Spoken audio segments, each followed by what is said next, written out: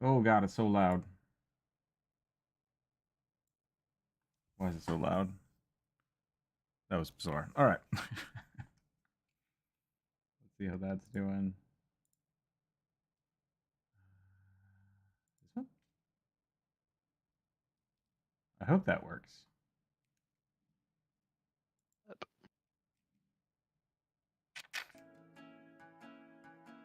Design the full tarot cards monthly Patreon stream. Capture. I wonder why that isn't working. I should have audio. I hear audio. Okay, we have audio. We have that. We just don't see.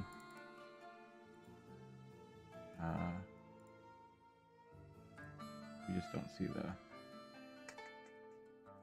I understand. Okay.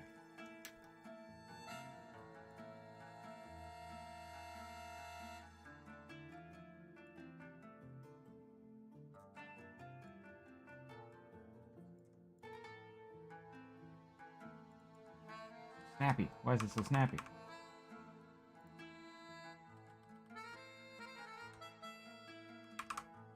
This music reminds me of like 3 different songs.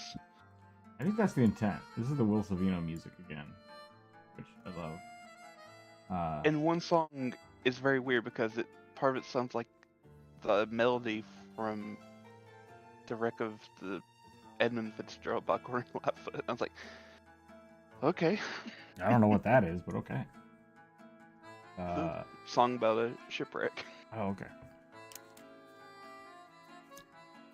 Welcome back, everybody. It's Tuesday. It's a work day, but it's also the last day of the month, so we're gonna do some Patreon draws. Last month was a little crazy, so we did the kind of a weird mix-up of it. This month, I kind of want to stick to what we have in the Patreon. So I guess I'm drawing a tarot card, which I do want to do. So don't get me wrong, I do want to do it. I really want to make a whole set. This is just another project that I've started once or twice and never really been happy with. So we're going to try again. We're going to try again today. We're going to start with the Fool, because I feel like that is me in general, and it's a good place to start. So, yeah, that's it. That's all I have. This is designed for the Patreons and the YouTube members. So if you guys are hanging out, you have suggestions, feel free to throw them in there. I might be changing the way the Patreon works because of, I mean, it used to just be based on the YouTube videos, but I'm not able to produce them as fast as I was. So I think I might switch the Patreon over to more of a, I mean, still keeping all of that, but I might switch the Patreon over to more of a, kind of like an interactive place where people can kind of suggest smaller sketches and stuff. We might do more Patreon streams like this. I think this might be a better way to do it. As well as just generally sharing all of the commissions I do. I think that's something that I'd really like to start doing. If that is a kind of dissuasion for people to get commissions because they don't want to share the artwork, that's something I can talk to people about on a design by design basis. But I'm really a big fan of keeping my artwork able to share with everybody. Currently, the Patreons get like free tokens and stuff from all of the videos, and I might just start sharing that with the commissions as well. So I will talk to the people I'm working with commissions on and some of my past commissioned pieces, and I want to share those with everybody. So that's where we're headed. So today's going to be kind of a weird, fun day. I'm not exactly sure what I'm going to do for this design yet. I'm kind of winging it, but I'm all right with that too. So there we are. Makes sense that the Fool be first because it's the first in the major arcana. Yeah. It's also like new beginnings, I think was the other thing I saw about it. And like I said, it just feels appropriate. So we're gonna start there.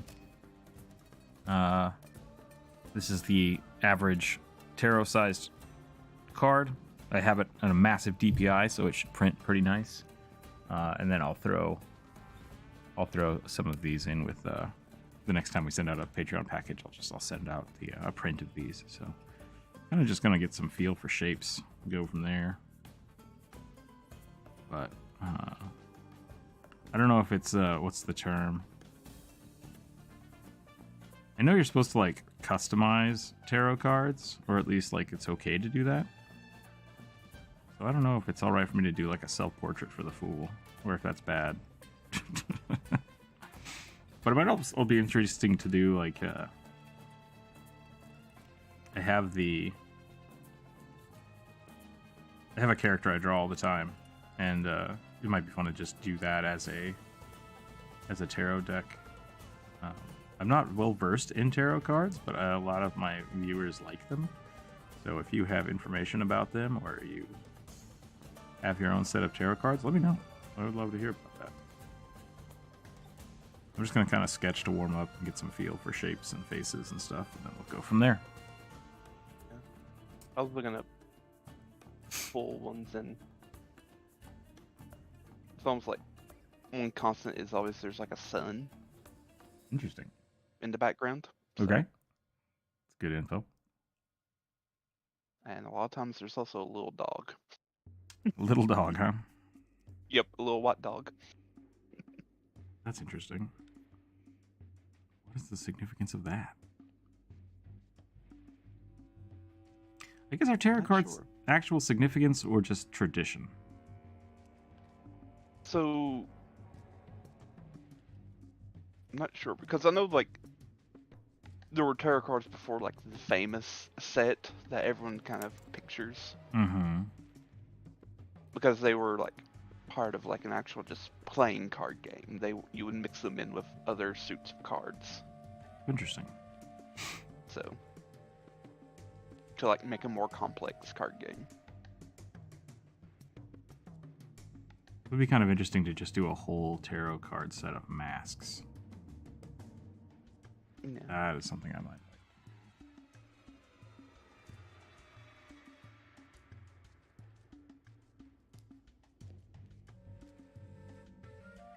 Yeah, the famous one is the Rider-Waite Tarot,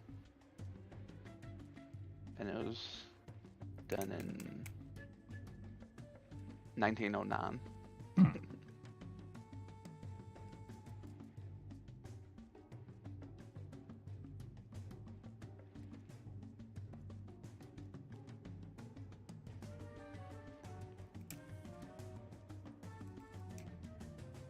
I feel like we could do like the tragedy masks. I mean, that's kind of my jam anyways, but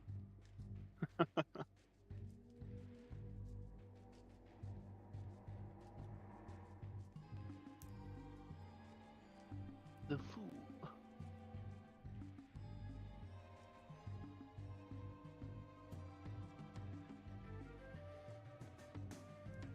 numbers go on the cards too, right? Mm-hmm. And this one's 0. Okay. Oh, that makes total sense then. Let's do it. I've been a fool my whole life. It's all coming together. All coming together.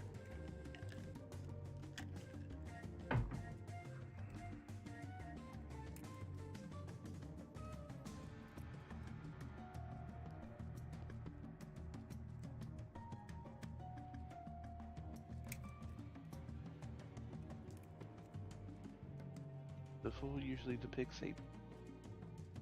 depicted as a beggar or vagabond that wears ragged clothes and stockings without shoes. Stockings without shoes, eh? Yes, so socks. And often carries a stick on his back. That's Like a way too hobo's back. specific. I'm kind of freaked out now. I don't like it. Well, that's just how it usually is depicted, like the little hobo stick. Oh, like a bindle. Okay. Yep. Bindle on a walking stick. Is YouTube chat broken? Hold on a second. There might just be nobody here today, which is totally fine. It's a Tuesday. Like, I don't stream on Tuesdays. At least not on YouTube. Yeah, okay, it's working. We're good. Yeah. I should post this out on everywhere else, though.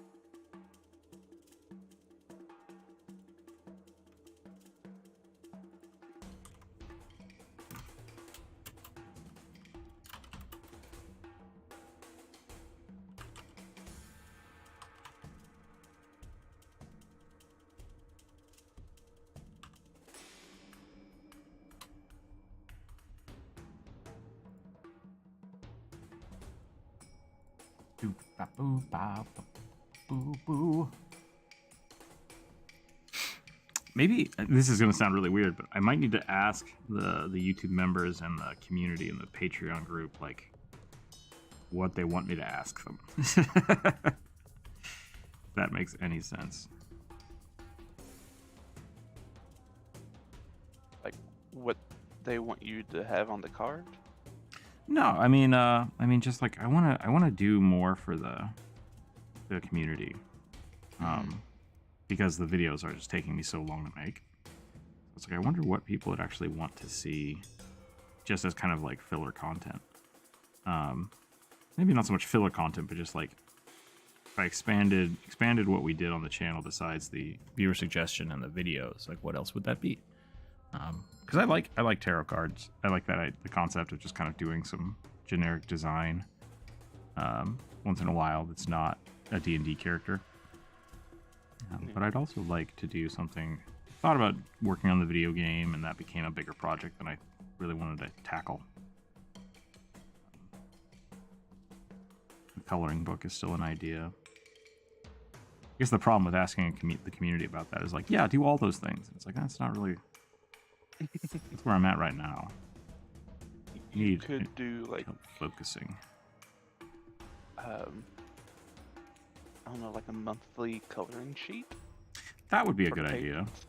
Yeah, that could be fun. Because that means you could at least still. That means you're also still working on your coloring book, but you're still giving patrons something. And you can eventually collect them all together. That's a really good idea. I think we talked about something like that last month, and I completely forgot about it. So that was great. Write it down. Write it down. Yeah, we can try that out next month. Revisit some of my old full cards. What's that? I shared 2 full cards for you. Oh, okay. That's pretty cool. I'm already making this a little darker than it probably should be. I mean, there's probably dark, edgy tarot cards. There's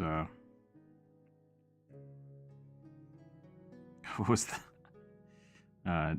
Danny Sexbag from Ninja Sex Party, Dan Abadan, said that over the years, he's worried that Danny Sexbang and Dan Abadan are slowly becoming the same person. And people thought that meant that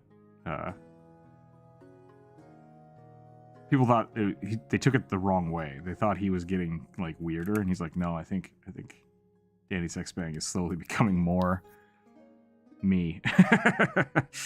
And I kind of feel that sometimes, like the idea of what is my character on YouTube versus who I actually am.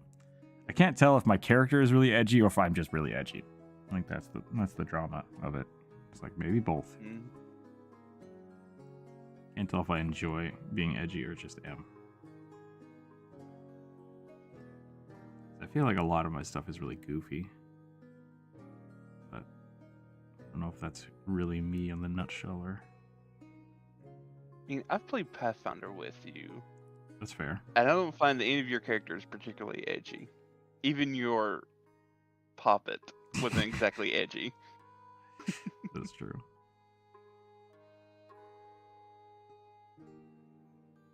That is pretty goofy. So maybe it is maybe I do have more of a goofy aesthetic.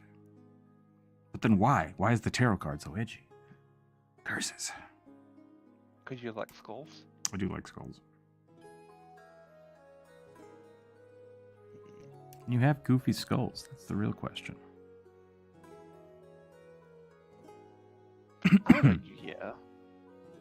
Yeah. You've seen Tim Burton stuff. That's true. That's a very good point. You've seen The Last Unicorn, right?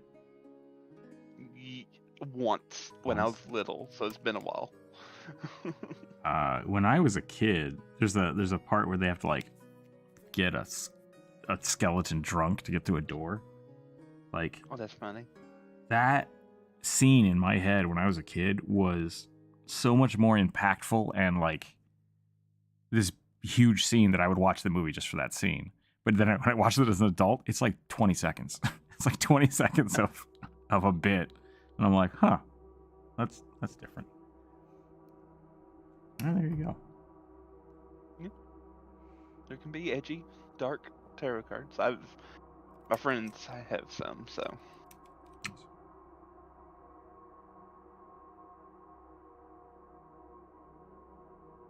So I generally don't. If I look at tarot cards, I generally gravitate towards the more pastel, bright colored ones. Sure. But that's just me.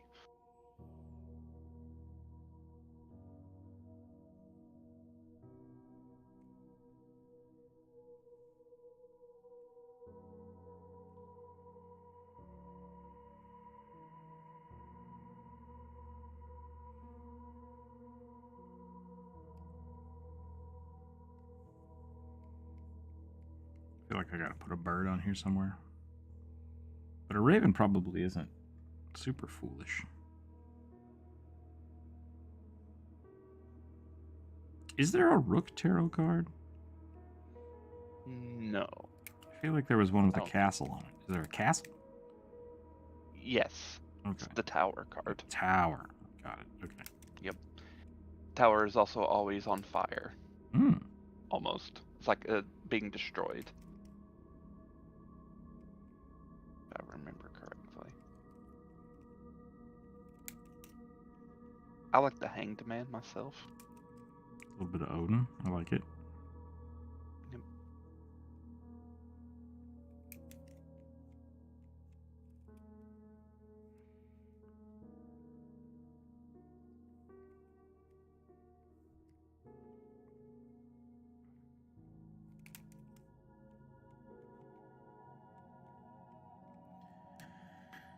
You can like dark and edgy stuff and not be an edgy yourself.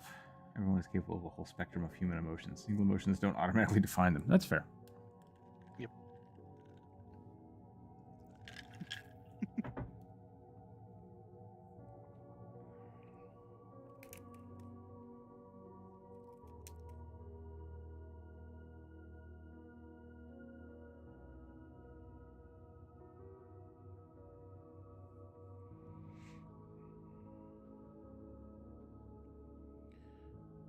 I think whenever I design things, I always want to make things elegant and clean. Then I end up making them kind of messy. But I also appreciate that. So, yeah. Maybe I'm just doomed from the start. Nah.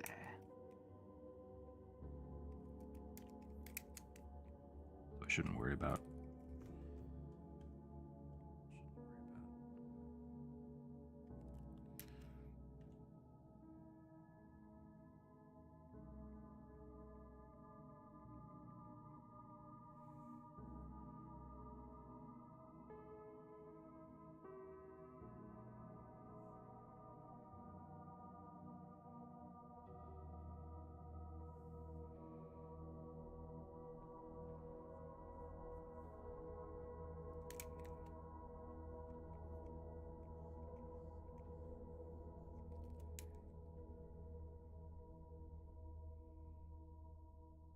You should play Persona and just get used to all the tarot in that game. Is it pretty intensive? The only thing I know about But- Persona is there's just a lot of bondage gear. So like all the different personas are like tied to like the different main arcana cards. So you Okay. have like personas that are part of the full suit. So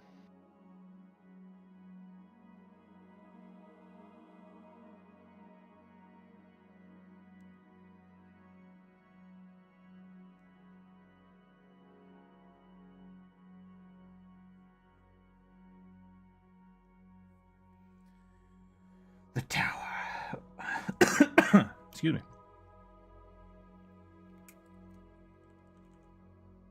I think when you get around to the chariot, you had to do mayonnaise.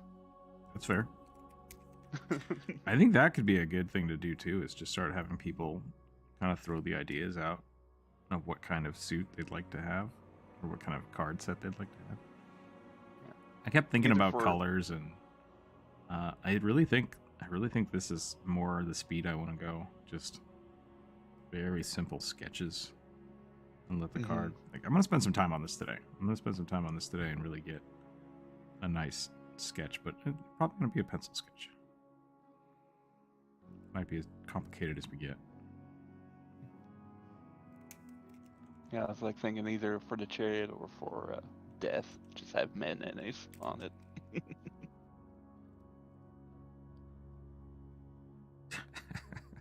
What was the Life of Brian joke? I was like, man, mayonnaise could be death. I'd be okay with that. We have her as the god of slaughter, but maybe she is better as the god of death.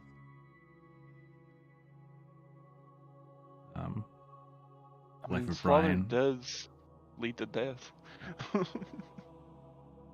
They could be the same. I'm not picky. Life of Brian, they had what was the guy?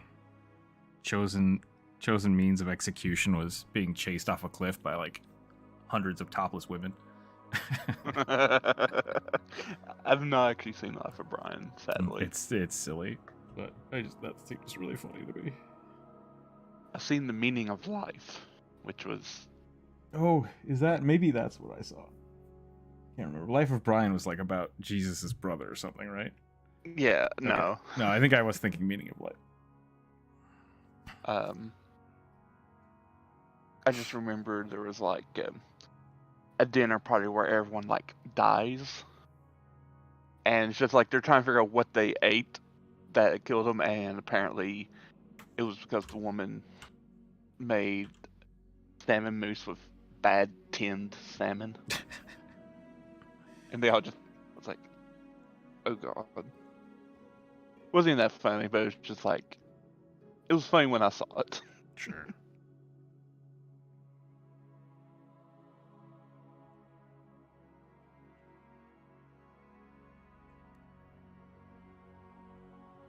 Memes before memes, my friend. Memes before memes. And that's just any type of comedy. Yeah, that's true.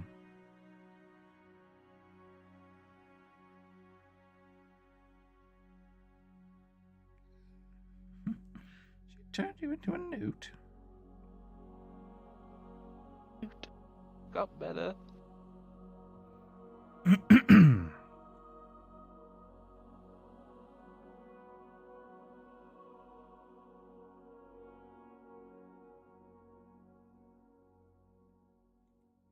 So they released the name of the Elden Ring DLC that's probably coming out in Yeah. November. That looks pretty cool.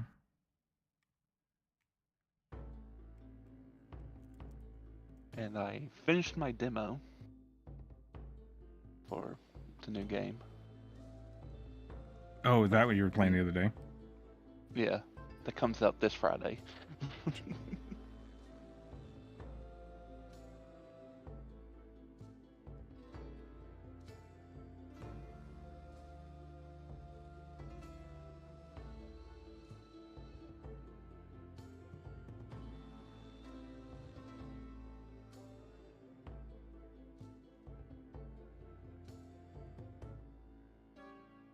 Wonder what it would take to actually get this printed as a card.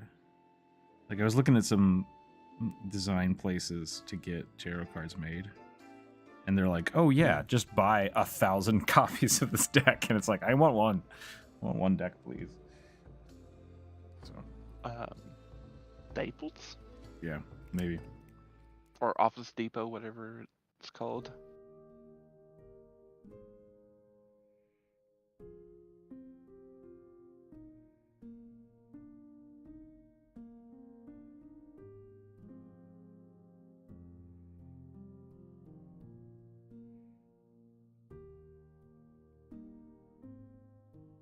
Office tape.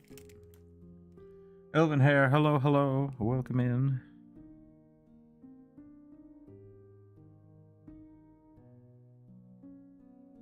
That's the other thing I should do. I think what I'll do for these, now that I'm thinking about it, is because people that are Patreon members will get, sent out. But I think I'll also upload the files to Patreon, and then also the YouTube membership. I'll just put it behind a locked post, and then people can download it if they want and print their own off or whatever you. Nice. It's a druid. Look, man, look me in.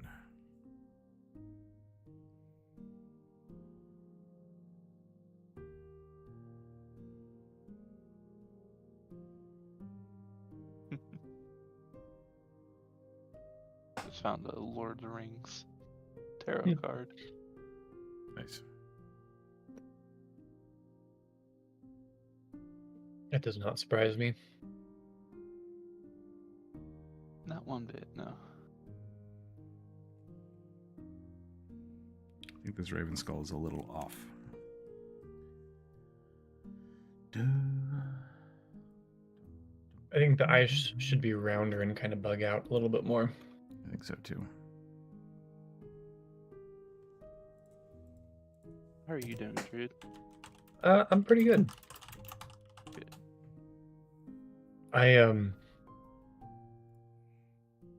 A snowstorm swept through recently, and so as a result of my health issues, I was super achy, like from the bottom of my rib cage to my knees.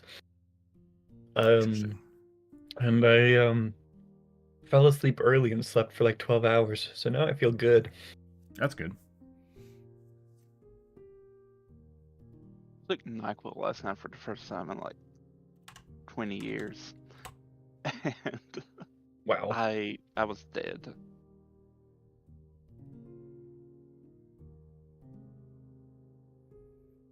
Yeah, I know they say you can't really make up your sleep deficits, but some nights you have a night of sleep that it really feels like you can.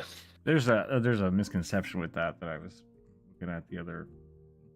Like what they say about that is like when you don't sleep, you're essentially not getting any of that repair that could be done. Mm-hmm. But you can make up for tiredness. Sure. So yeah, you can't make up the amount of benefits you gain from sleeping if you don't like.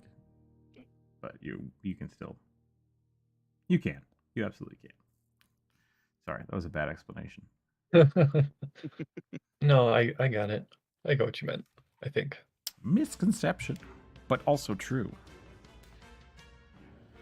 I'm just One of now those things where discovering. you go, yes, but no. Yes, but yeah. Yes, but also no. Rook skulls are much smaller than Raven skulls, and they look much weirder. Well, they are a smaller bird. Yeah. Macaw.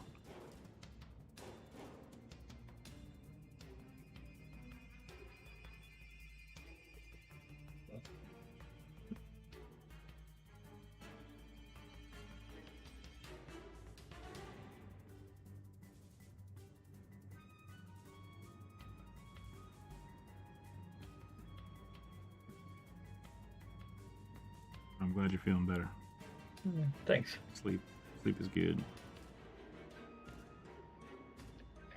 I'm supposed to be sleeping on my back, and sitting up. Sorry, I'm supposed to be sleeping sitting up while my eye is healing, and I keep going to bed in a chair and then waking up like just splayed out on the chair. And I think that's why I keep waking up with like blurry vision, because the blood is just all weird. But like, it's very frustrating. I might have to like build myself a chair apparatus. Just strap you into a chair. Yep. Hang myself upside down like Batman.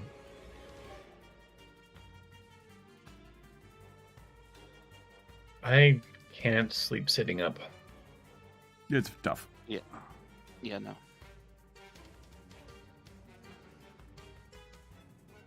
Been on like 12+ hour flights and not been able to sleep. Yep. Yeah, I can't sleep in cars. I can't sleep in cars or planes. Yep, I used to be able to, not anymore.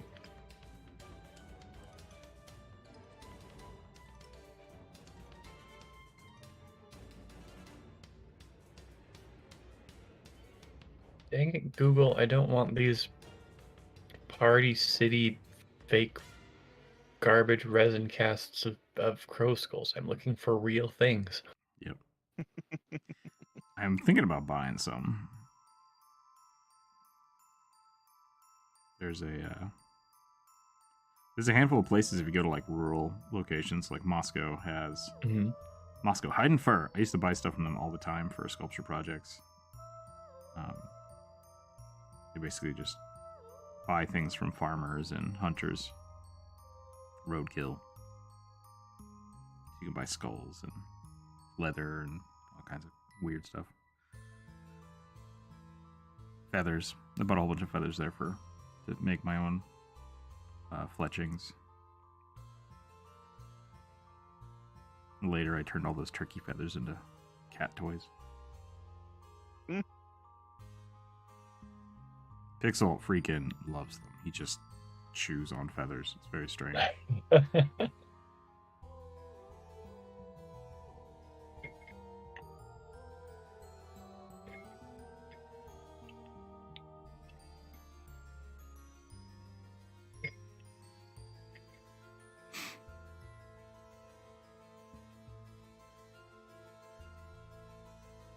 Orvis fragilis.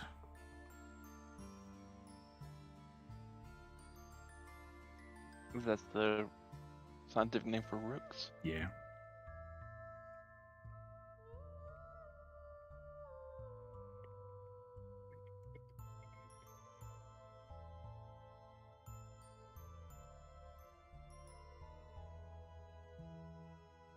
The frugal bird. Oops, I closed the chat. Hold on a second. Let me get up. Like repairing a machine versus maintaining a machine. Yeah. Yeah, that's a great way to think about it. I assume you're talking about the sleeping thing. Yeah. Can't make up for maintenance lost. But you can repair it. Magpie.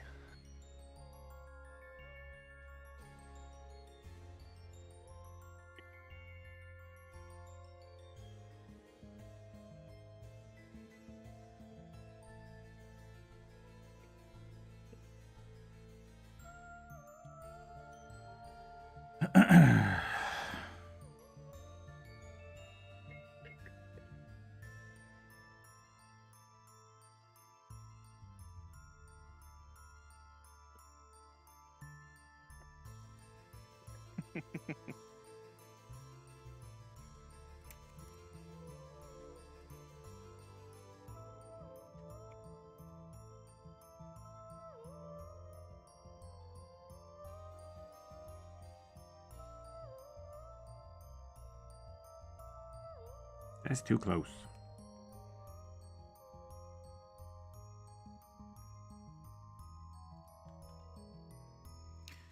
Getting my blood drawn today, so I can't eat anything, and I'm wet. Feeling it. Yeah, that's rough. Getting hangry. Yeah, a little bit. I'm not supposed to eat for like 10 to 12 hours beforehand, but like my appointment's at like 4 o'clock tonight, so it's like, dang it. Damn. Yeah. That sucks. So I tried to eat. I stayed up a little late, had like a banana before I went to bed.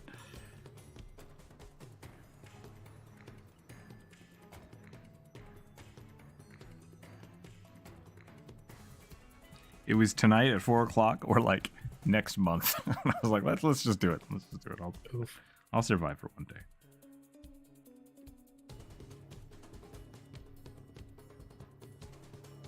Okay. So we need a tiny little dog. And a son, right? Like those are the things we're missing. I mean, if you want to include those. Do they need them?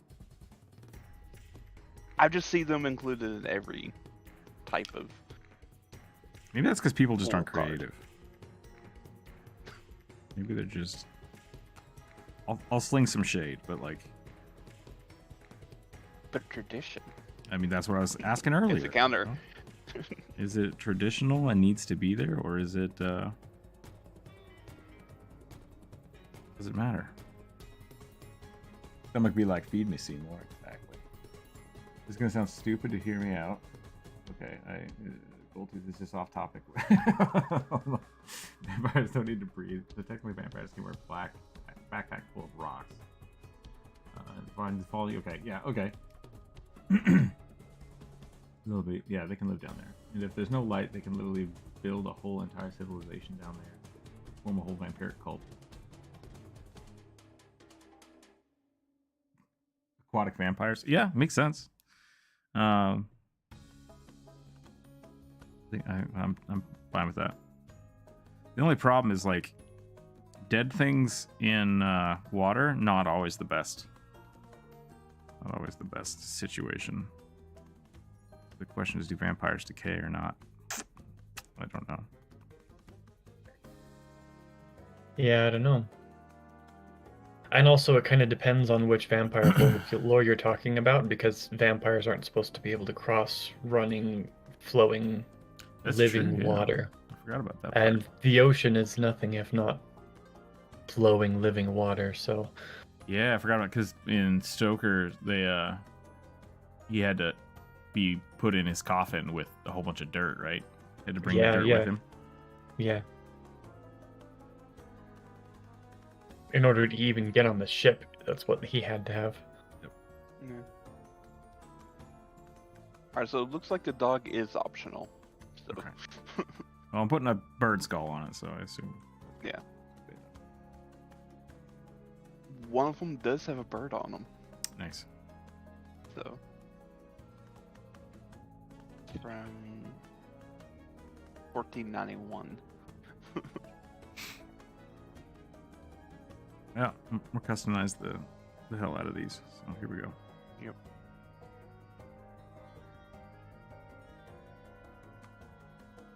I feel like at this point, whenever I'm designing a card, I just like, well, time to slap some tentacles on it. How does it know? This would also be D&D vampires. Yeah, you could definitely look at the, like, Selkies are kind of that, and there's a whole bunch of, like, whites that are similar in that vein, so I suppose you could do it that way. Yeah. At some point, since they're dead, and assuming that them not having to breathe means they can breathe water, like, there would be no problem with them breathing water, then they wouldn't need the stones either. They would just sink. But also, having a stone backpack and walking around doesn't make the most sense versus like just slowly attaining a swim speed. So I would probably do it that way. I would give them a very fast swim speed just because they've lived there for so long, you know. They've adapted to the water, whether they have like, you know, flippers or eventually get hand flaps fishes. But that could be a cool idea. I like that. I like the concept. Come out of the water at night and get people. Maybe merfolk are undead. I'm not going to spread that rumor.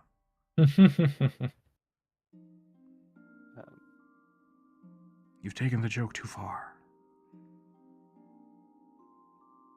I mean, it really depends. In Hans Christian Andersen's original fairy tale, The Little Mermaid, they're classified as fae, I think. Mm-hmm. Or maybe nymphs. I know he talks about them specifically as not having a soul.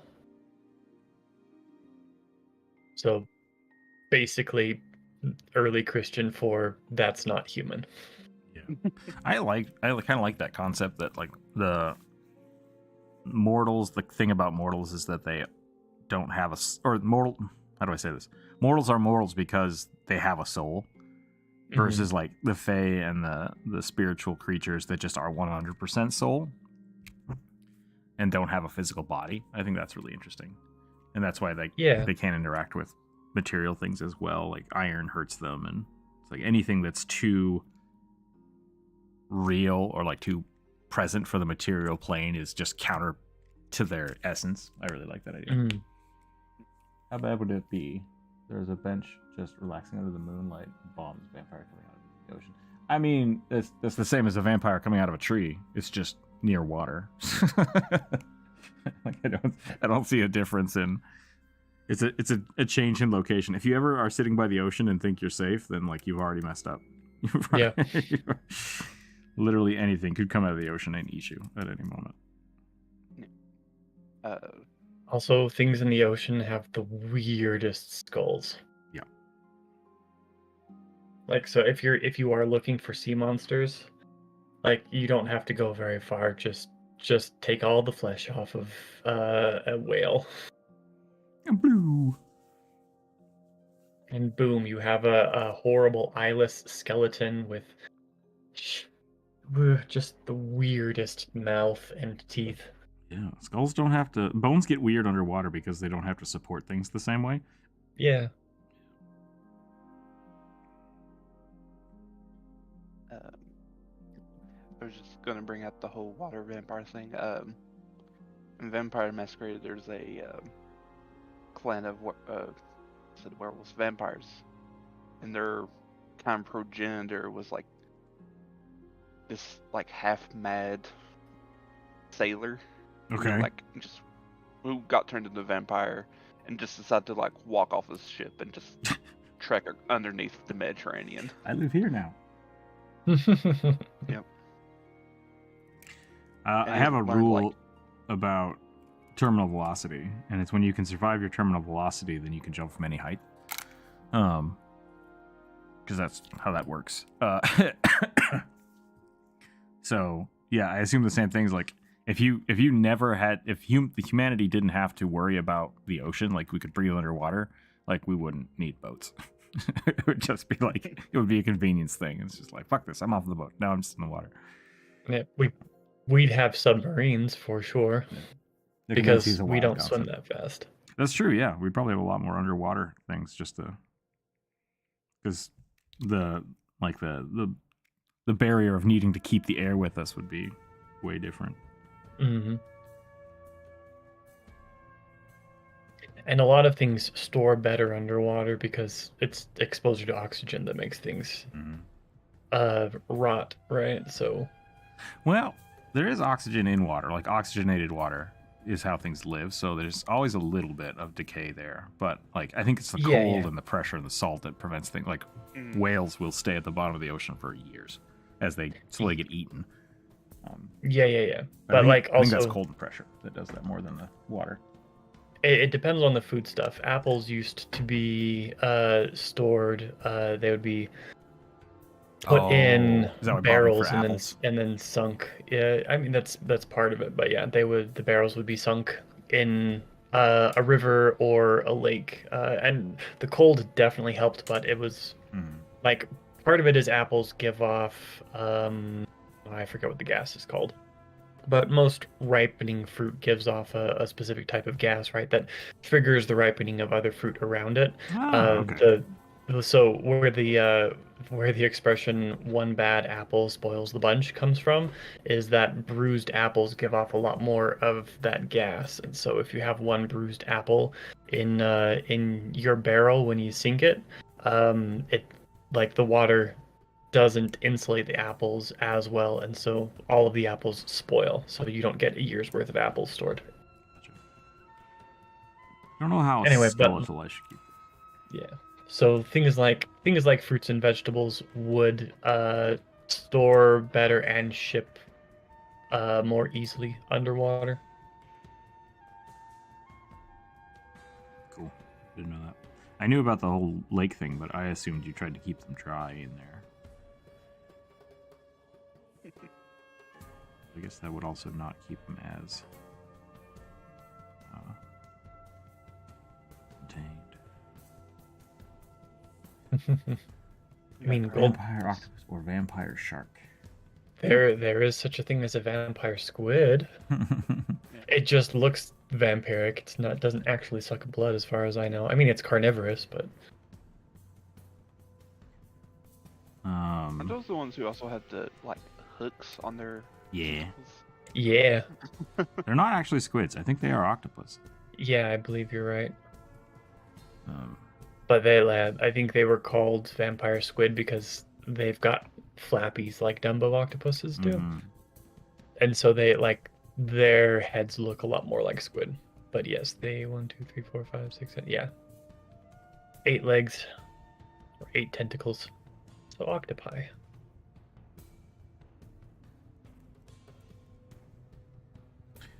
What do I'm just overthinking it. I mean, I think it's a fun idea. I just, yeah, I don't think it needs to be. Maybe you are overthinking it, but I think maybe you're just thinking it's. I don't see any problem with it. Like, I think it's a great idea. Let's go for it. Yeah, I agree. I mean, we have in D&D we have sea hags. I don't see any reason why you couldn't have a water vampire with a mouth like a sea lamprey. Yeah. Oh God, no. You're welcome for that mental image, by the Oh. way. But I mean, you also have like all of the aquatic fae, like the Undine and the Oh yeah. the Selkies and what's the other one? What are the Fomorians? That's the Dresden books. I don't know if that's actually real or not. I'm not sure. They are, but in D&D they're giants. giants. Yeah. Yeah. And I think the Fomor were actually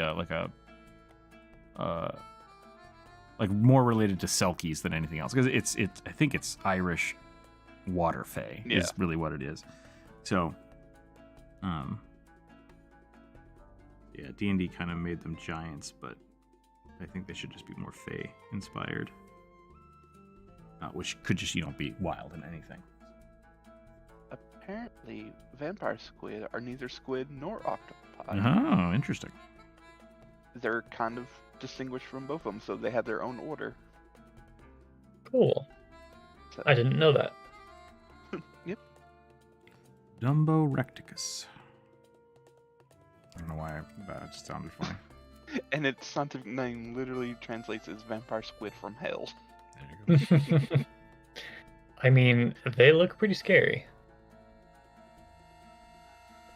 Vampire dragon gold tooth. I mean, I don't think we have one of those either, but like, I mean, that's essentially I don't the feel like a Draco Draco Lich is that far from that. Yeah. But there's also undead dragons. Like, do that for sure. Yeah. I think the interesting thing about like a ghoul dragon, maybe over a vampire dragon, because vampire really is supposed to be a cursed disease spread between humans, essentially. Like, I'm fine with like vampire goblins, whatever, I don't care. But like, because it is a curse, I think it's supposed to be like a lineage thing, and I would not see a dragon falling prey to a curse. But if you wanted to do a dragon that was undead and wanted to eat people, well, there's no reason not to, except if you're going by like wanting it to be a curse, which is the way I would. So your nomenclature, I think, could change, but the idea is solid. It's like, oh no, the dragon no longer wants to eat people; it just wants to drain their blood. Like, seems superfluous. I do like that of a ghoul dragon. Unless it wants to like suck the Ghoul blood of fever. other dragons. That could be interesting. Yeah, ghoul dragon would be pretty scary.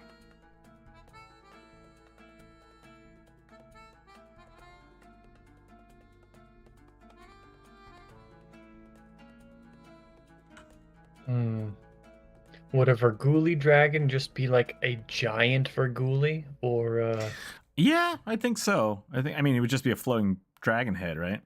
right? I feel like a Verguli dragon is just a worse dragon. Like that. Yeah. That's kind of where I'm getting to with all of these. It's like an undead vampire dragon is still just a dragon. Still gonna bite your head off. Maybe it's harder to kill, but then again, maybe not. Because you can just turn undead now. You've made the dragon weaker.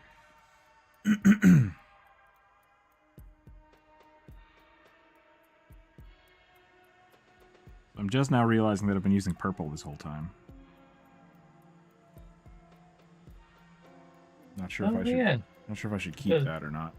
It does have a kind of purplish cast to it. I mean, it doesn't look bad. It looks like a ink from ballpoint ink Yeah. pen. That's actually a good point. Like, what if we make it a little more red?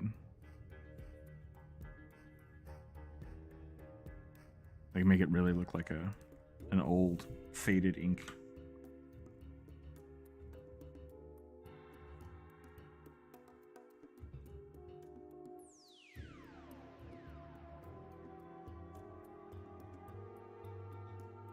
Also, back to Sea Necromancer. That's kind of just what Disney's Davy Jones is. That's true. Yeah, I forgot about Davy Jones.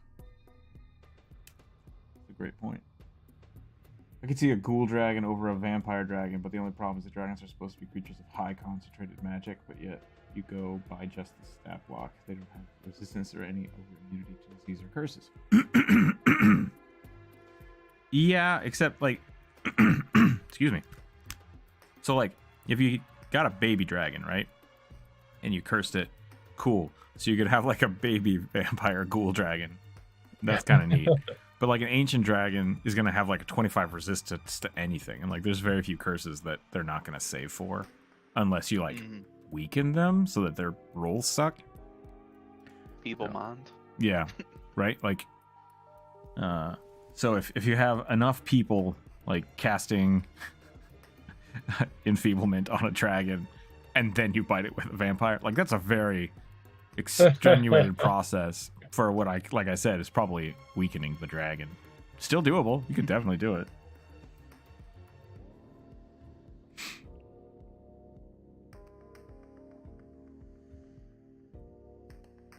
Definitely sounds like a nefarious villain plan to me. Like, Yeah. Like, this is something that you would have your players try to stop. Yeah. So that's what I did for Jump Rope was playing a Dragon Disciple, Blood Rager.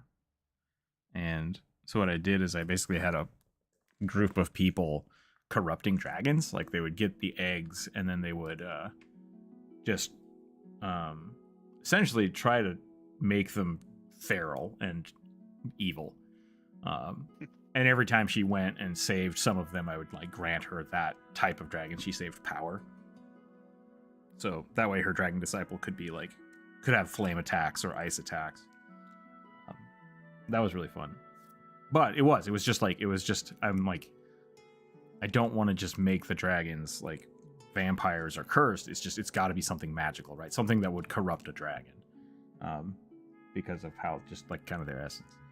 So it was fun. Sure. But I left it very vague because a lot of the other stuff just didn't make sense. And it was only possible to do it, like, on a baby before they were born.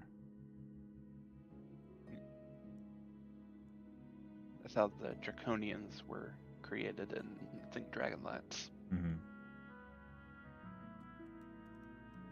Kobold vampires. Those exist. Those are actually, I think the kobold vampires exist in Pathfinder.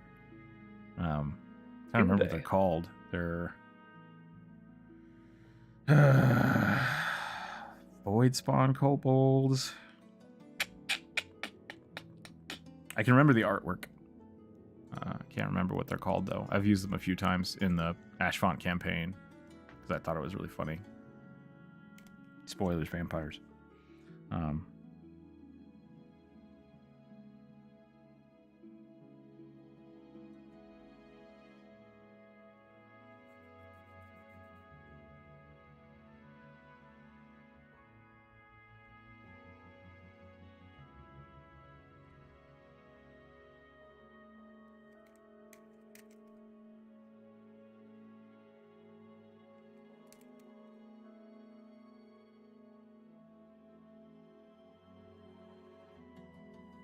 Is it a monster creature, or is it a playable race variant?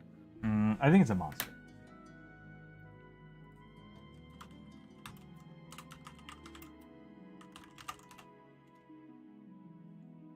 Kobold vampire spawn. This is homebrew. Dang it. That's not that one. That's probably why I've never seen it. Because I love to play with kobolds. And I I Yeah. kind of like the idea personally that the curses like vampirism, mummy rot, lycanthropy, I feel like those cut at the heart of um, like specifically human fears. Yeah. So I prefer to keep them specifically human curses and come up with similar things for the other species of humanoids and dragons, because I feel like a dragon becoming a vampire, that doesn't feel like a curse to me. They already feel like they're super superior to everyone and everything else, right? Right. Um so Because yeah, like yeah. a vampire having superhuman strength is like, oh, that's scary. But like a dragon having super strength, it's like they already had that. Yeah. Is it gonna start chucking moons at us now? Yeah, exactly. I feel like vampirism has become and Bram Stoker is probably the source of this, but to me it always felt like it was a dig at the parasitic nature of nobility, or at the least of people who feel like they're above everybody else. So Interesting. there's this sin of pride that accompanies vampirism, or at least most vampire stories to me. Wasn't maybe it was just the movie. It's been a long time since I tried to read the book. I fell asleep like 3 times trying to listen to the Bram Stoker books. I've never. I mean, that's I've fair. Never been able to get through it. He meanders quite a bit. But I always thought it was a commentary on religion, and that might just been the movie trying to make it more satanic panic than anything else. But Probably. I mean, there's Like- definitely a lot of religiosity wrapped up in it. It's been a while since I've read Might do that. the Might reread Dracula it. as well. But when I read Dracula, it did not feel to me like a specific dressing down of the church. Yeah, I remember watching I guess it's 90s with Keanu Reeves movie of Bram Stoker's Dracula, and that definitely had more of like Gary Oldman in it, so good. yeah, a bit more of like the religious bent to it, where he's like, I fought for the church and now it's betrayed me, blah blah blah. I'm going to like drink blood now. Yeah, and I don't think that was in the book. Like all that Yeah. precursor backstory. That's why I was. Yeah, that's why I was. I don't remember any of that. I don't think Bram Stoker had any background for Dracula. I think part of the horror of it was this idea that Dracula was a thing that had basically always existed, and nobody knew where the curse came from, and there was basically no information on him. Okay. Yeah, because it plays out a little more like a detective novel, and then just kind of goes sideways, which is one of the reasons I was so interested in it. But man, I just kept falling asleep. Yeah. Anyway, so vampirism feels to me like a sin of pride related curse. Werewolfism seems like a sin of gluttony curse to me. Sure. Mummy, a sin of greed. I just can't get over the fact that Victorians tried to like use mummy bodies as medicine. Man, I can't get over the fact that Victorians tried to use mummy bodies as train fuel, a replacement for wood and coal. Firewood. Yeah. I think we can all agree. Victorian England had some issues. Yes. Oh yeah. Back when science wasn't science. It was just rich people that got really bored. Yeah. And when people thought ankles were sexy.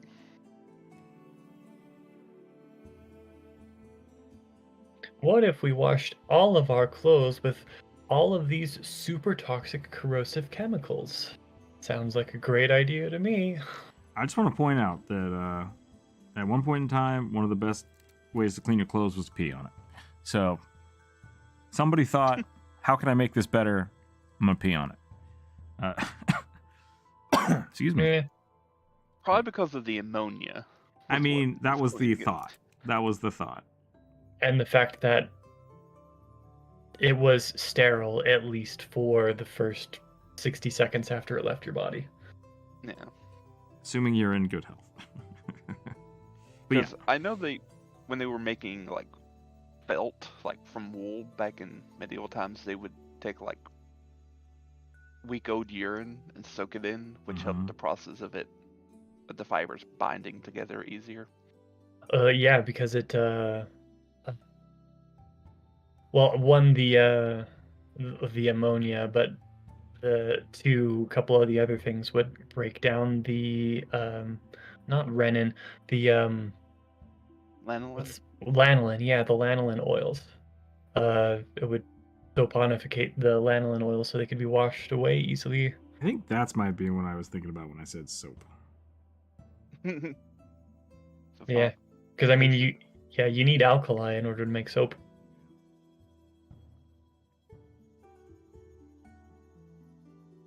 Soap mummies.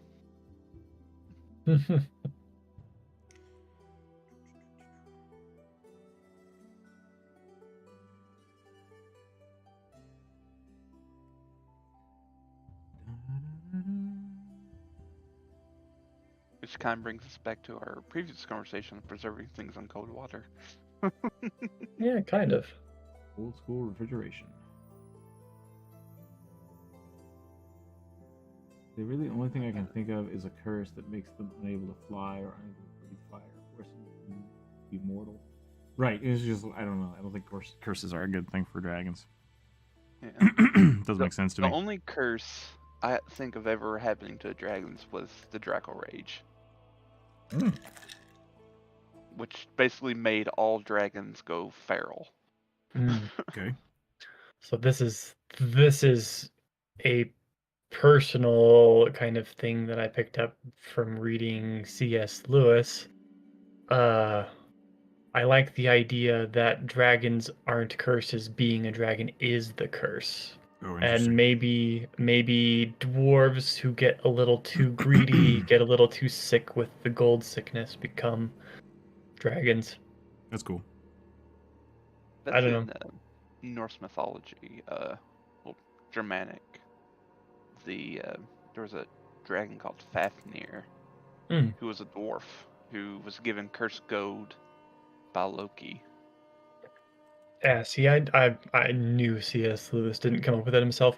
It's in I think the Voyage of the Dawn Treader. There's a little prick of a kid who's gets pulled in along the adventure with Lucy and Edmund, and I think he's their cousin, and Too much he's just info. a whiny, yeah, he's a whiny ass the entire time until they land on an island and he wanders off because nobody understands him, and nobody treats him with the air quotes the respect he deserves, despite the fact that he doesn't treat anybody else with respect. Anyway, long story short, he wanders into a dragon's cave after watching the dragon die, falls asleep on its pile of gold, and wakes up a dragon. Nice. I like that.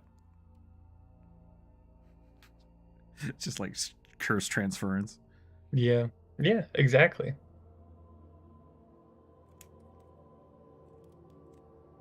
Anyway, so I like that idea.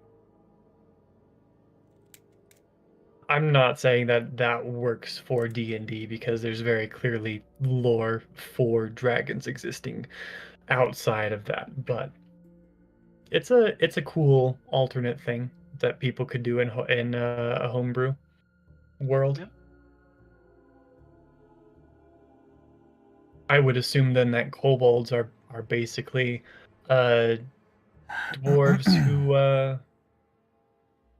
who got a little bit of the gold sickness and took it just a little bit too far. Not enough to become just the huge horror, but just enough for them to become gross little golem lizard people.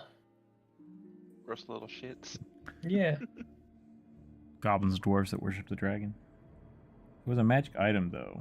That was a magic item. Wait, what was the magic item? The thing that Loki gave him? Not a real curse. It was the- something those elves can't fight fur. Draco Rage. Oh, okay. Well, it was an ancient elven magic, which takes like 10,000 years to cast for them. In 10,000 years, we're gonna fuck that dragon up. Yeah, I kind of like that idea of like really old elven magic just takes longer to cast because they live so long. So it's just like they want to do it perfect. So, Yep. like, that's interesting. I guess 10,000 years isn't really anything to an elf. Well, I mean, it 100 is years. for D&D elves because they only live for a couple hundred, right? But Tolkien elves. Yeah, Tolkien elves, that's nothing. That's a drop in the bucket. For Galadriel, anyway. I just remember that little quote which probably isn't in the books, but in the Hobbit movies, where Legolas's dad's like, "What's 100 years in the eyes of an elf? Stay in my jail cells, if you like." Yeah, he just doesn't care.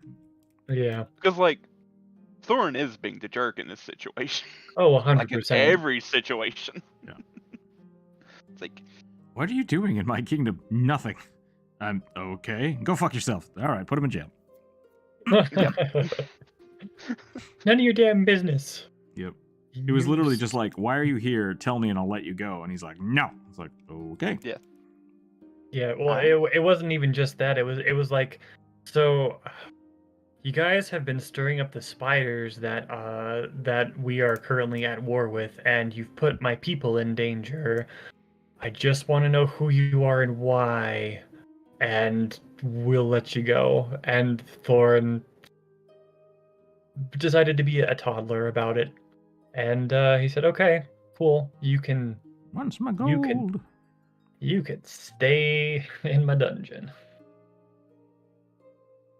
because like, I remember in the movie the older dwarf gentleman with the glorious beard, was like, was basically very annoyed that Thorin did that. It's like, oh, we're gonna be stuck here for a while. Yep. Like you would expect the prince. I realize dwarves have a propensity to be a little bit gruff in their dealings with people, especially with elves. But you would expect a prince to be taught at least the basics of politeness and diplomacy. Filthy elves. Oops, I closed the chat again. Keep I hate everybody. I'm entitled to all my shit. That's Hi, hello. not mine right now. Hello, My people, friend lords. first. Hello. Sorry, I just got back to the chat. Bri, how are you today? Hope you're doing well. We're doing tarot cards again. 34 months. That's bananas. I appreciate it. Vampirism or lycanthropy? A stake or a silver sword? Can I just be a bard? Yeah, Nord, that's a good way to look at it.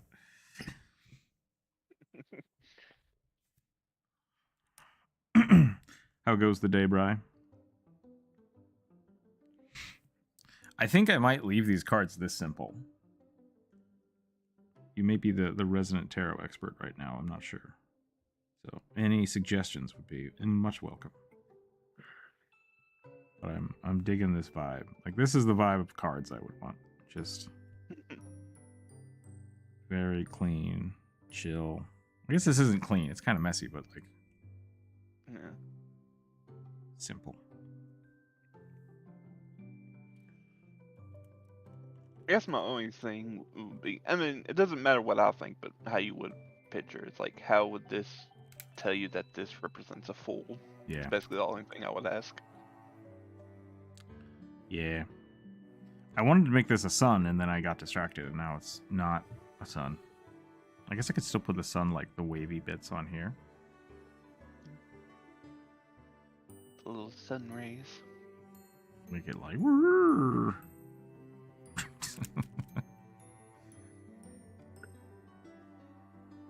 The HB, it's true that being taught diplomacy doesn't mean that you're obliged to follow a diplomatic path, but if you know how to speak diplomatically, if you know how to deal with people and you willfully choose not to, you're just going to be a little shit despite understanding the precariousness of the situation you're in, having trespassed on another ruler's land and disrupt their country and put their people in jeopardy from a common enemy. Like, at that point, you're just being stupid, and you're only being stupid for the sake of your own pride and because you want to. I think that's a lot of a lot of baggage to drop on on Thor and Oakenshield. But I think his big thing was the gold, right? Like, he was afraid that if he told anybody, they would want his gold. And like, I still think you're correct that he's making all those decisions to be an ass about it because his greed is like getting the better of him. Mm-hmm. That's fair. So I think the bigger story was essentially, yeah, like he was just as bad as Smog because he wasn't willing to share anything, and like it eventually makes him almost, hate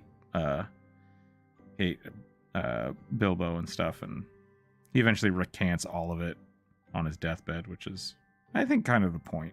But yeah, I think what you're saying is right on the money. Of like, he shouldn't have been doing that, and he was the only one that. Everyone else would agree with you. Yeah. You're right. It is a little bit too much baggage. It was just so frustrating to read through The Hobbit and watch all of the bad decisions the dwarves made, and realize that Gandalf really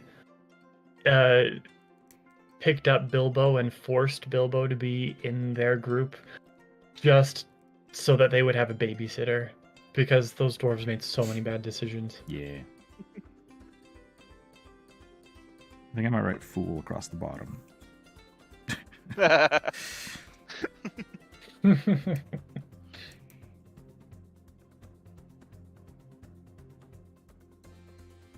the stream for a moment. It's like, where'd it go? What happened?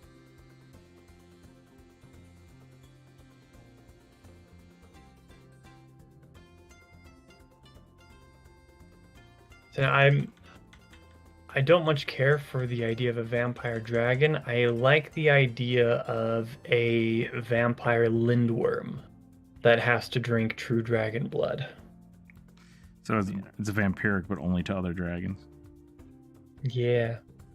A proto not quite dragon has to leech off of its air quotes superiors.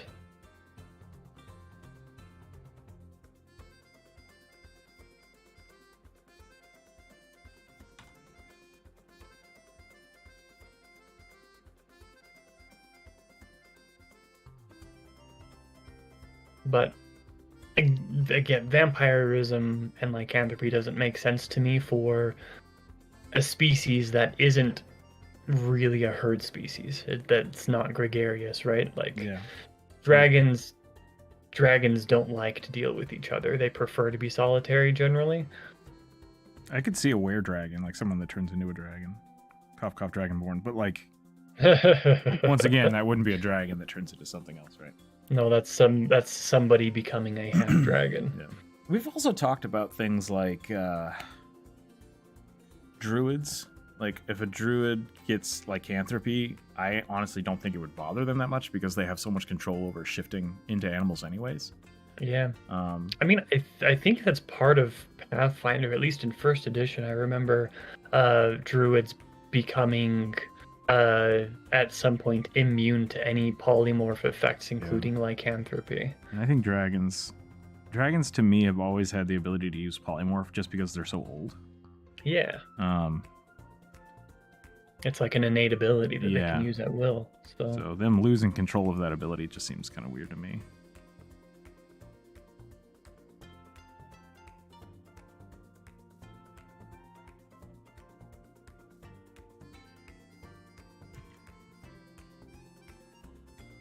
That being said, Dritz did fool that one red dragon by pretending to be a black dragon who'd been polymorphed.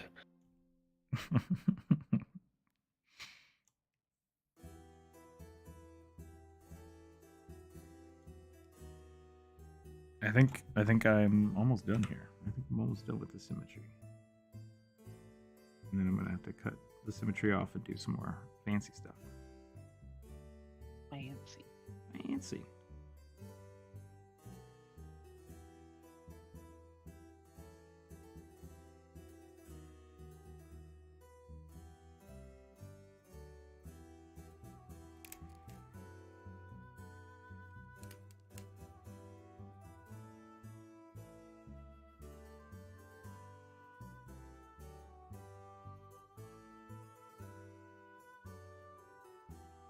Maybe the skull is not a good look for the fool.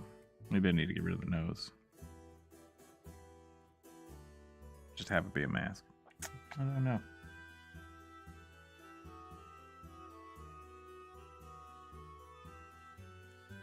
Could always make it a comedy mask. I mean, I'm gonna color half of it dark. Which is why I think maybe the nose is too much.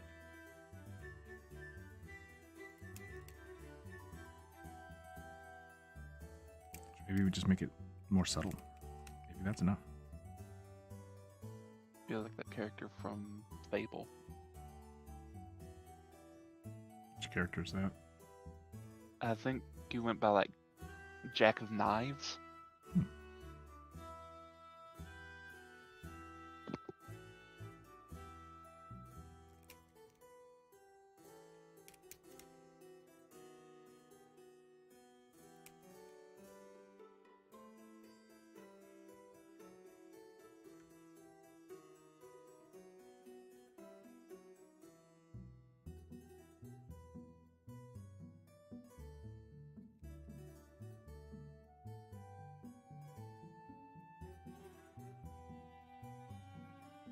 If anyone even really remembers Fable.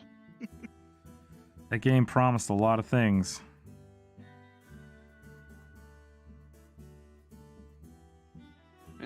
Apparently was popular enough that they made like 4 games of it, so.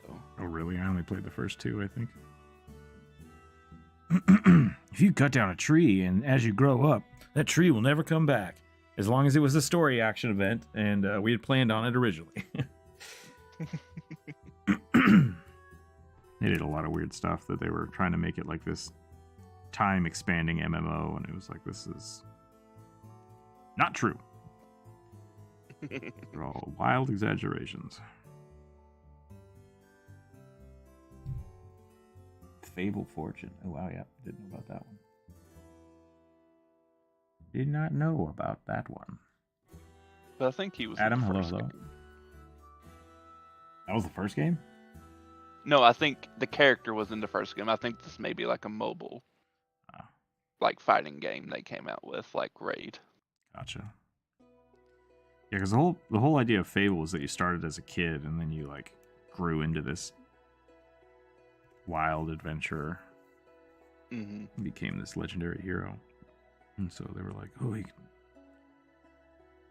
do all these great things that will affect the world forever.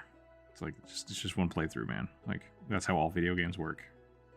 You just have time jumps.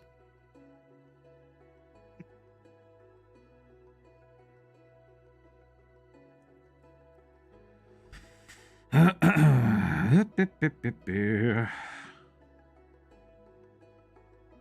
would say I need to go make lunch, but I can't.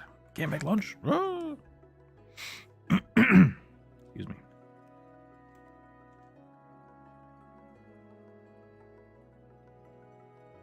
I'm really liking this. Good.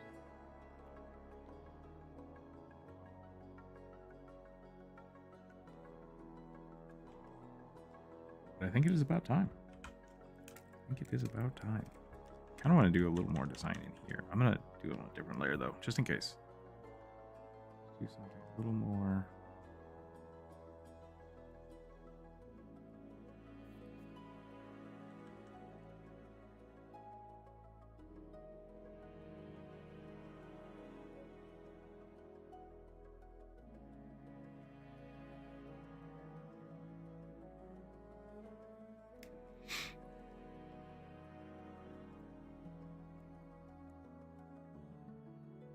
All right, what else makes a fool card a fool card?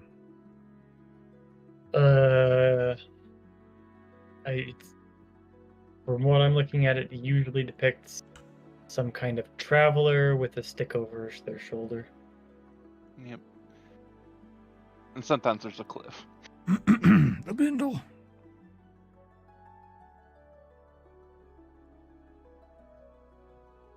At the muerte deck.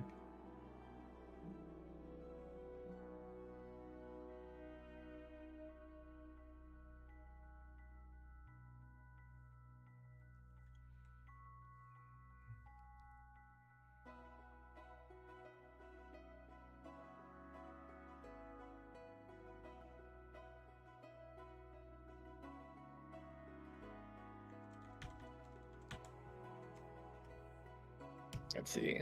This says the fool is usually depicted as a beggar or a vagabond wearing ragged clothes and stockings without shoes and carries a stick on his back. I read that earlier. Yeah, it's all right.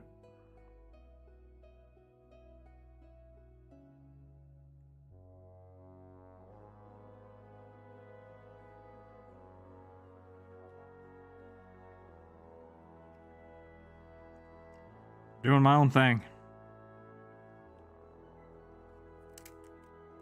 As long as it reads as a fool to you, it's fine. I mean, most of them they're all labeled cards anyway, so Yeah. it doesn't really matter. It's true.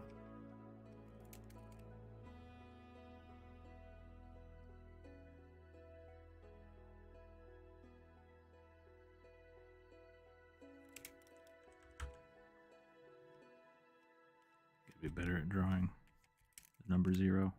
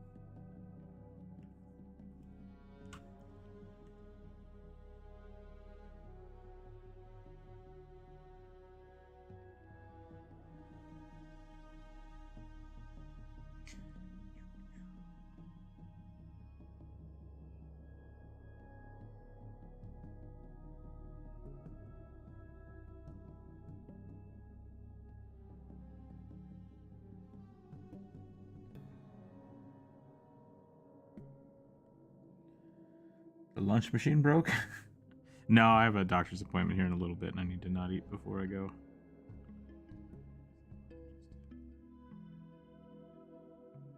Trying to get my health back in place, you know? You know? Mm-hmm. Ooh. Processing. No, I mean. Oh God. Ashy brown.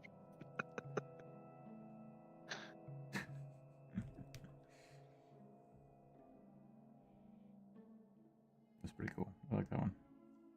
I like this artist. Nick Marinkovich on DeviantArt. Nice.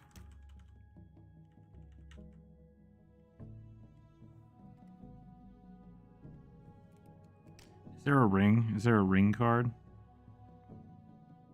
No. Okay, No. Good.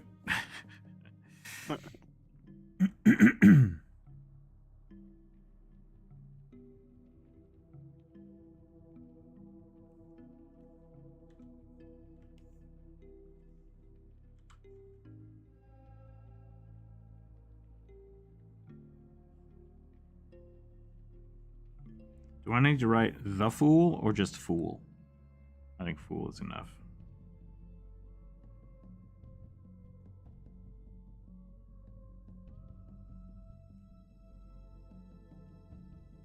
You could just put Excalibur somewhere on there.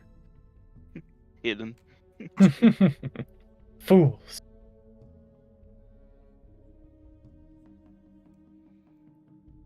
Oh no, I just realized. I'm worried that my entire life is based around the Fool card and I've never realized it. I mean, I feel that Maybe that. Reading everybody this feels. description. Yeah. So you always, Oh. are you going through new beginnings? I mean, constantly.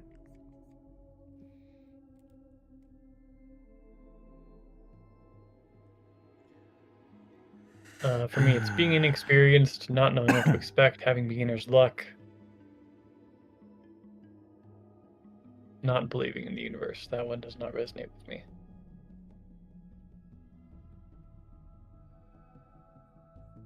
Not believing in the universe, eh?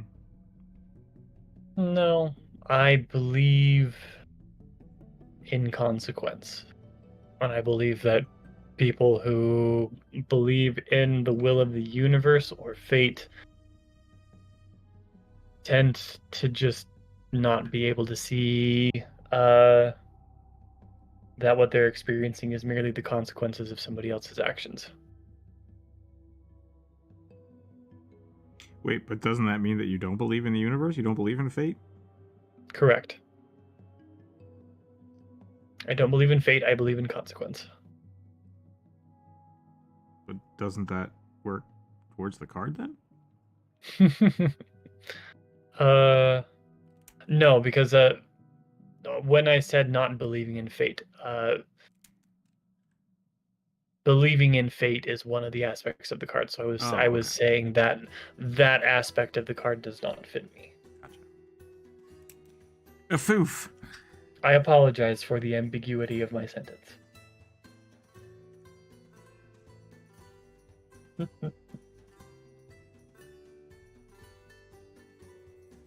Ewe. Yeah.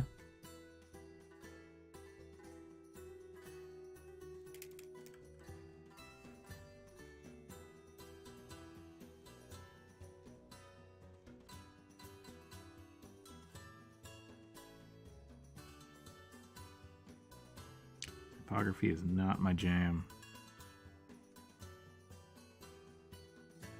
I wrote a letter to someone this morning, and then when I was rereading it over, it auto-corrected to the wrong there, and I'm like, sorry, let me rephrase that. It had to have auto-corrected to the wrong there, because I'm like, I would not have written that. I must have just, like, flubbed it, because I know that's wrong, but there it is in the letter. Damn it. I hate that. I hate it. Making myself look foolish.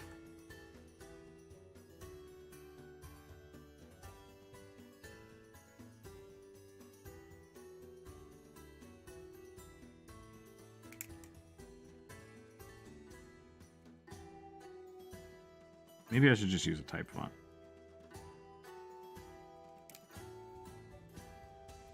This F should be the same height as the O's. Dang it. Oh no, it can be a little lower. Diffoof. Diffoof.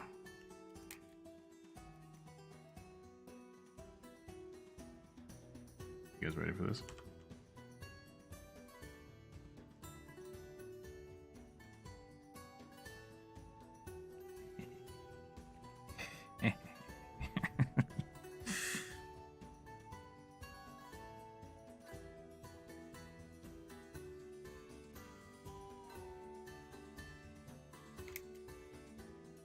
Who's the fool now?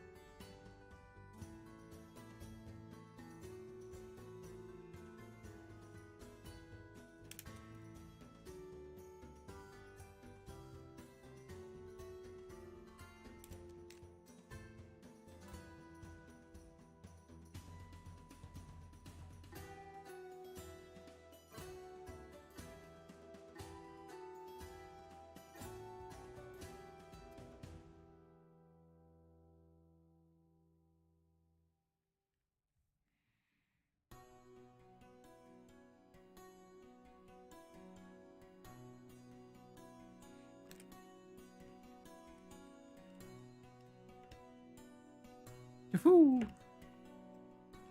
Looks a little off kilter. Kerning is a little wrong. Sorry, the leading. Kerning is height.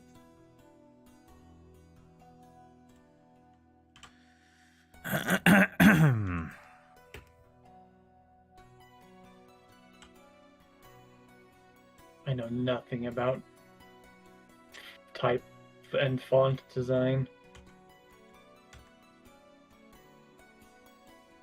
At least partially because when I was in school, I was surrounded by so many type snobs that I decided I didn't want to have anything to do with it.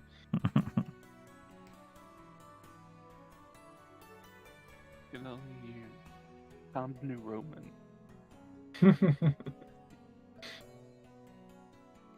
Yeah, I may or may not have used Helvetica just to fuck with people. Helvetica's great. What's wrong with Helvetica? A couple of the people that I was surrounded by despised it. Well, that's probably because they were hipsters. I definitely used Comic Sans to fuck with people. I just use Comic Sans because I like it. I did a lot of comic book art. It's fun. Though. Like, yeah. Comic Sans is basically my handwriting. The way I write. I use the default font, which is Arial, because I can read it better than Times New Roman. Yeah, I mean, that's fair. And that's why it was designed that way. Yep.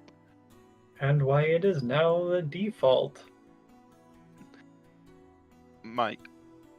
In high school, I was always told, like, you had to, whenever you do college papers, you have to do it in Times New Roman.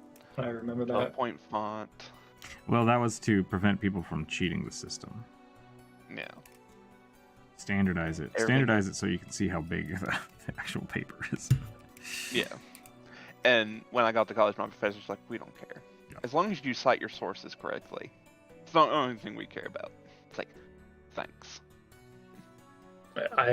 The thing that frustrated me about writing high school papers is starting in 9th grade, I was told, this is how you're going to have to format your papers. You need to memorize this.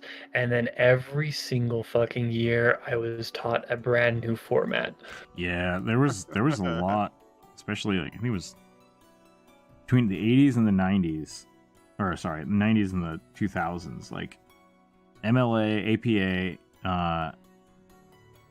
and like 2 other things just started. Everyone started fighting over it, and it was like, stop, like, yeah, just none of this matters.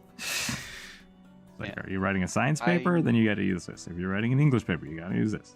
Ugh, yeah. And I was like, why? It doesn't matter, especially since each of the definitions of what is like proper for this formatting changes every 6 months. Just stop. The other part of it, and this is something I've run into in academia, is like different.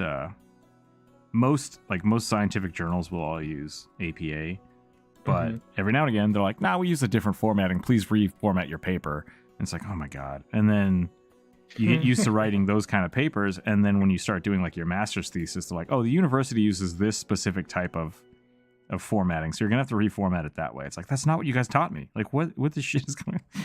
It's so specific to your industry and your like the functionality of what you're doing that there is no standardization. It's yeah, there is. It's just there's a lot of different standardizations depending on what you're working on, and it's all arbitrary. Yeah, it is all arbitrary, which is why it was so frustrating that I was told repeatedly that this time, now is the end-all be-all, when it was not.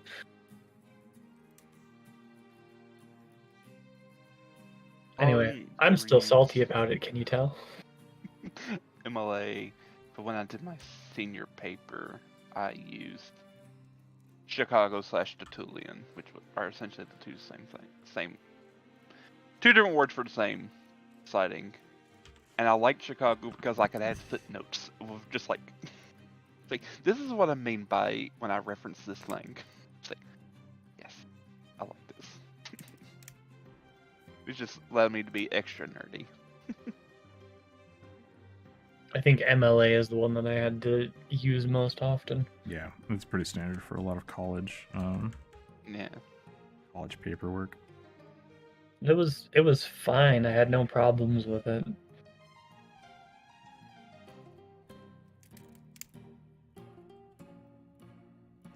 Dun-dun-dun-dun. I prefer monospace fonts. Isn't that for like Notepad? Is that the joke? Yeah, I think so.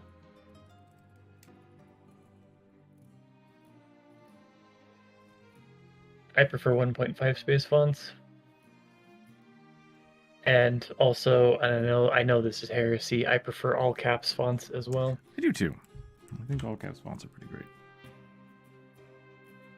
Heresy. Grandmother gets upset if I don't use cursive. It's just like, I don't use cursive. No one uses cursive. Uses cursive. It's so much harder to read. I specifically started writing. My handwriting is all caps now, and I do that specifically because for a time, like, I was required to keep a day planner thing, and the space in it was really small. It was too small to write all the information I needed, so I made my handwriting as small as possible, wrote with the finest ballpoint pen I could find, and then the only way I could read it was if I did all caps.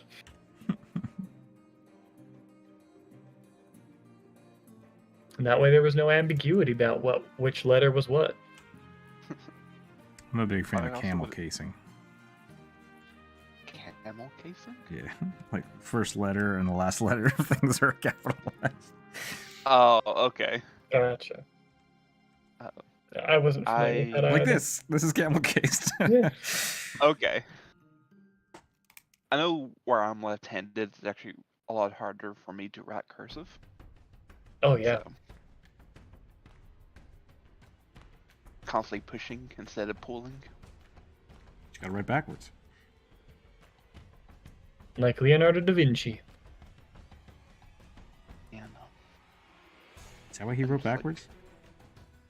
It is one theory that one of the reasons that he wrote backwards so that you had to read it in a mirror was because he was left-handed.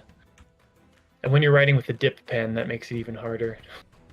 yeah, But I do not think that is proven. I think that's just a theory. left-handed cursive is his own type of cursive. I'm like, yeah.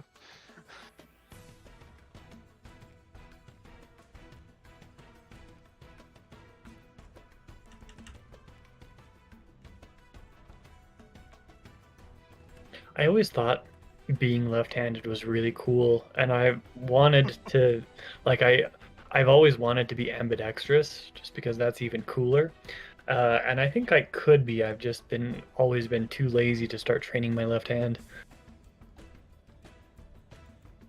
Try it. Okay. Being left-handed. It really sucks getting spiral-bound notebooks. Yeah. Yeah.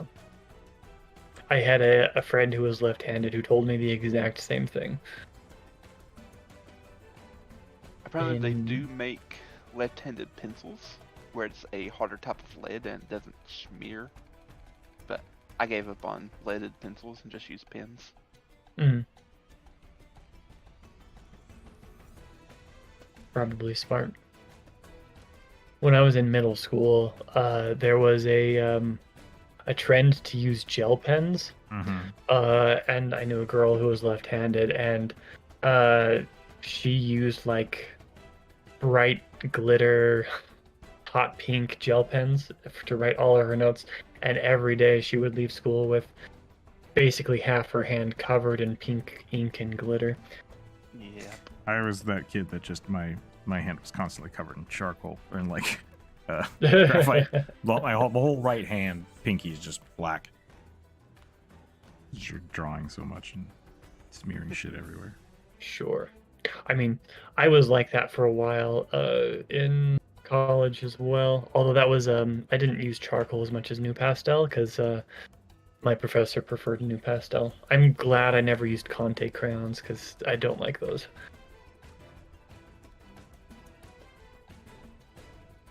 And then, of course, most of high school I was covered in clay. That's cool. You had a ceramics for high school. Yeah. We had a kiln, but no one knew how to like operate one. Oh, sad. Yeah, It's not that hard. our Like it's a little dangerous if it's gas, but our like high it's not school that art difficult. department got cut so that we could buy the football team more uniforms. So Oh, of course. I had a drawing, painting, sculpting class, and that was the only option. Oh, sad. Yeah, no, my high school sucked. My class did have a pretty good art program. We didn't have art. We had like, no, I guess we only had one AP class, but we had quite a few art courses and like specific photography, drawing, and ceramic sculpture tracks. So I think I'm done. nice. I think I did it. Oh, I need to put the swirls. Where did I do that down here? So this is gonna go down. I'm gonna start here and here. And this is gonna go down across. Okay.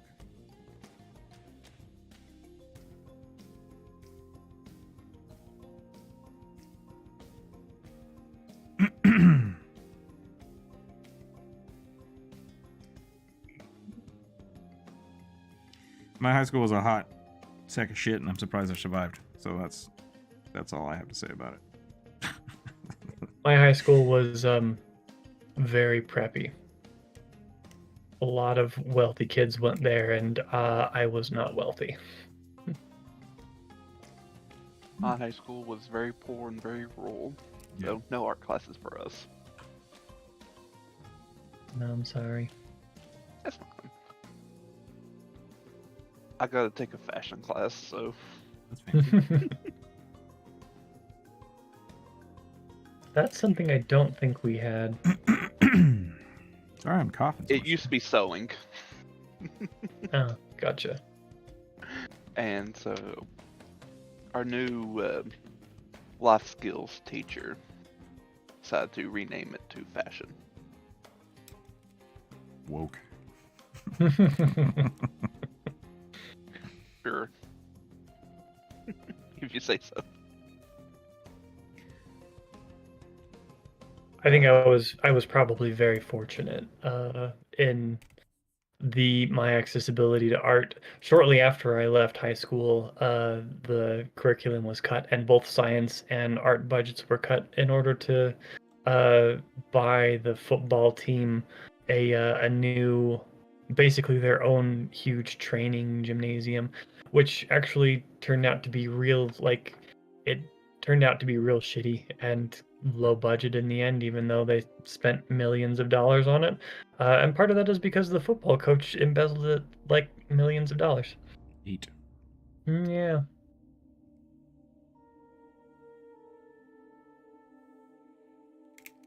Like after a week I got out of elementary school, there was like no art, no music, nothing. I had no art and very little music in elementary school, but starting in middle school, we had some cool classes.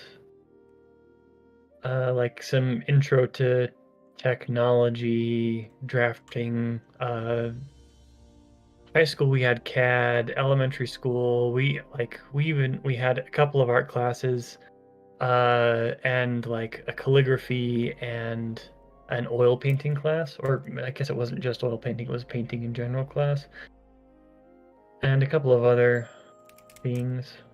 Yeah, so I was kind of spoiled for electives, which I appreciate. I do not know how to draw a sun. It's just a yellow ball of fire.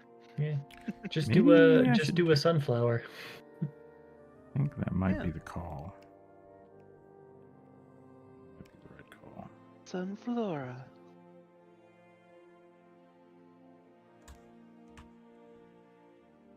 I always forget that is a Pokemon. Yep. Though I feel like Rook would be able to relate to this in public school, where you lived in a pretty farming heavy state. We had like almost mandatory ag classes. I did not have to take it. What did I have to take instead? Lucky you. Yeah. What the hell did I take instead? Shop class. No, I think I took art instead of shop class. Like I had to take shop, ag, or it was some other elective that I took. But it doesn't matter. A lot of my friends were in ag, and I was just like, yep, I don't need that. Yeah. I took ag my first year in high school, and I got really annoyed because I was forced to learn about the FFA Mm-hmm. organization. I was like, I don't care about this. Yep. That's some information that I would actually like, because I am semi-interested in running at least a hobby farm or ranch in the middle of nowhere, and I have no idea how I would sell any produce that I wanted to sell. Contact your local I would- FFA. Or extension office. Yep. You can call them. You can just call them right up. And they'll just tell me how to do it? Pretty much. Yeah. Yeah. Cool. They'll give free, at least a lot of times they're free in my state. I don't know about Utah. But generally the extension office is run by the kind of biggest state university. And they'll do like classes on how to do gardening. One class I remember was really popular in my area was learning how to make country ham. All right. Oh, yeah. That's a little too much salt even for me, but okay. Yep. Okay. I'm done. I think that's it. Okay. Cool. I think I done You did it. activated my trap card. Did trap card. I just wrote down the bottom. Yeah, that's it. I think I'm happy with that. So I'm gonna print this off. Is the 0 too cluttered by the sun? I mean, it's still there. It's still there. I don't think so. I think it's fine. Yeah. Cool. So I'll print this off and I'll cut it up and I'll send these out to the Patreon members, as well as I'll post this on the Patreon page just as a download that people can download, and if they want to color it or add to it, that'd be awesome. I'll post it on the YouTube membership page as well, so people can download it there too. And I would love to see what people do with it. Like, just have fun with it. I think I'll keep working on these. I think this is a fun little project. Try to get all the major ones, and then maybe we'll print those off and make those a thing that we can ship off and send to people and stuff. But I very much like this kind of just nonsensical sketch thing. So definitely want to keep up with that aesthetic, and we'll probably try to do all of them that way. If you guys have ideas for what you want to see, let me know. If there's something specific you have an idea for, just pop it in the Discord or on the Patreon. Doesn't mean I'll do it, but I'd like to hear your ideas for sure. I want to see where, kind of what we got. We'll be working on some rugby emotes coming up. Tomorrow will be the viewer suggestion again, and we'll keep on keeping on. That's all I got. Thanks for hanging out today, everybody. Yeah. Da-da-da. Thanks again. Remember to check out the Patreon and the Discord. I'm going to try to get the Discord up to we're going to try to get some more people in here, and I might open up the membership in Discord so people can access this kind of stuff that way. But I think this is really kind of where I want to go with it. So keep doing that, and that's all I got. Did it freeze? What's happening here? Oh, I'm like way zoomed backwards. There we go. Okay. There it is. There it is. There we did it. There it is. And that's all I got. That's all I got. Let's see if there's anybody to add stream markers. Nope. See if there's anybody to hang out with today. Otherwise, we'll just take off. And redirect. Yeah. All right.